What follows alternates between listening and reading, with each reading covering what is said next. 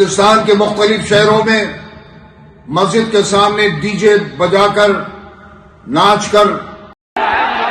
तो सबसे पहले मैं आप लोग को रमज़ान की बहुत बहुत मुबारकबाद देना चाहता हूं, क्योंकि सऊदी अरब में पहला रोज़ा है आज और इंडिया में कल होगा। तो सभी लोगों के लिए दुआ करता हूं कि सभी लोग इस रमज़ान में 30 रोज़े पूरे रखें। तो सबसे पहले मैं अपडेट आप लोगों के साथ में शेयर कर देता हूं, जो कि है दिल्ली के इंदरलॉक से। आप स्क्रीन पर देख सकते हैं जिस पुलिस वाले ने नमाजियों को लात से मारा था और उन्हें धक्का दिया था, तो बताया जा रहा था उसको सस्पेंड कर दिया गया था, लेकिन लोगों की अपील थी सस्पेंड करने से काम नहीं चलेगा, उसके ऊपर कार्रवाई होनी चाहिए। तो यहाँ पर देख सकते हैं उसकी कोर्ट पेशी की गई, कितनी तादाद में वहाँ पर लोग नज़र आ रहे हैं। सभी ने ये मांग की कि इसके खिलाफ़ कड़ी से कड़ी कार्रवाई होनी चाहिए। बताया जा रहा है कि देशद्रोही मानसिकता का आरोप है कि पुलिस के साथ में मारपीट की गई, जबकि डीसीपी नॉर्थ दिल्ली ने इससे साफ इनकार कर दिया।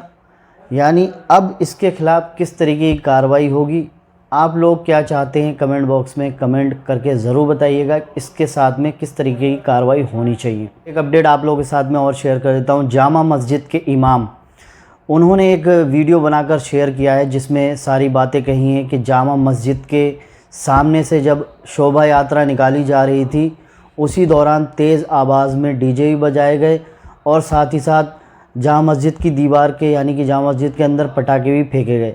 और वहाँ पर जो एसएचओ मौजूद था उसने कुछ भी नहीं कहा, खड़े होकर देखता रहा।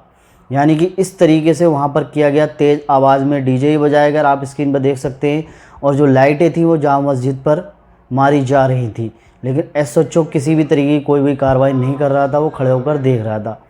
और इमाम साहब का ये भी कहना है कि इससे पहले जब शब कद्र की रात थी, उस रात में इसी एसएचओ ने, जो वहाँ पर लोगों ने कहा था कि 2 बजे तक दुकानें खोली रहनी चाहिए, क्योंकि शब कद्र की रात में लोग रोज़े भी रखते हैं तो वो रात में सहरी कर सके, लेकिन इस एसएचओ ने पता है क्या किया, वहाँ पर लोगों को गालियाँ दी, दुकानें बंद करवाईं और लाठियाँ भी मारी। तो इस तरीके का सलूक किया गया था। तो अब इसके खिलाफ़ कार्रवाई की गई है, जब इसने शोभा यात्रा के दौरान कोई भी कार्रवाई नहीं की लोगों के ऊपर जो इस तरीके की हरकत कर रहे थे। जामा मस्जिद में पटाखे भी फेंके गए, तो इस एसएचओ का ट्रांसफ़र कर दिया गया है।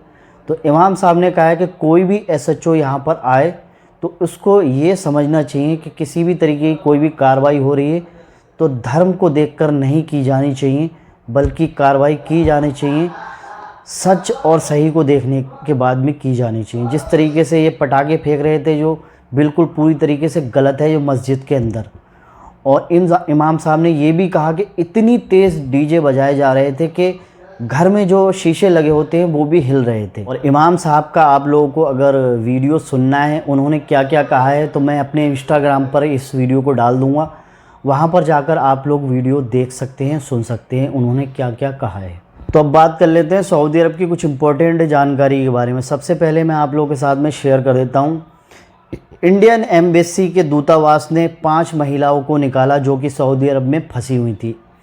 अपडेट में बताया जा रहा है कि इनके साथ में जैसे कि बहुत सारी प्रॉब्लम होती रहती हैं, किसी भी वर्कर के साथ में अगर इस तरीके की प्रॉब्लम हो रही है तो इंडियन एम्बेसी संपर्क कर सकता है, उसको बचाने का काम किया जाएगा।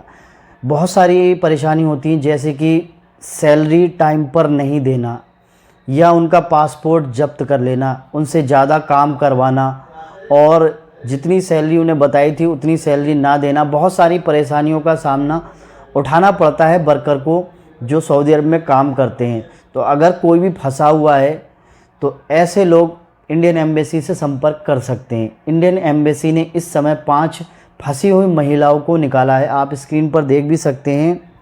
ये 9 और 10 मार्च को इन लोगों को निकाला गया है और भारत भेज दिया गया है।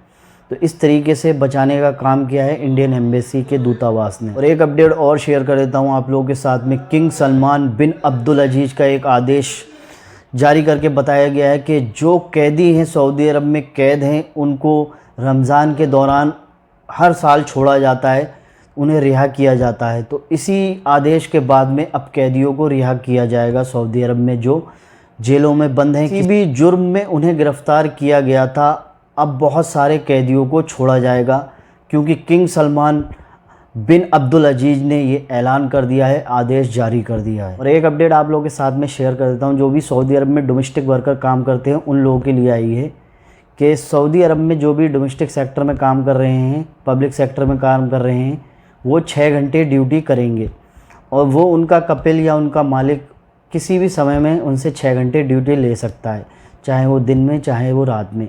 रमज़ान के दौरान ड्यूटी की जो टाइमिंग वो 6 घंटे हो जाएगी। तो ये कुछ इंपॉर्टेंट जानकारी थी, मैंने आप लोगों के साथ में शेयर कर दी। जानकारी अच्छी लगी हो तो वीडियो को लाइक कर दीजिए, चैनल को सब्सक्राइब करके बेल आइकन को प्रेस कर दीजिएगा ताकि नई वीडियो आने पे आप लोग को नोटिफिकेशन मिल सके। तो मिलते हैं फिर किसी नेक्स्ट वीडियो में नए टॉपिक के साथ में, तब तक अपना ख्याल रखिएगा। खुदा हाफिज़।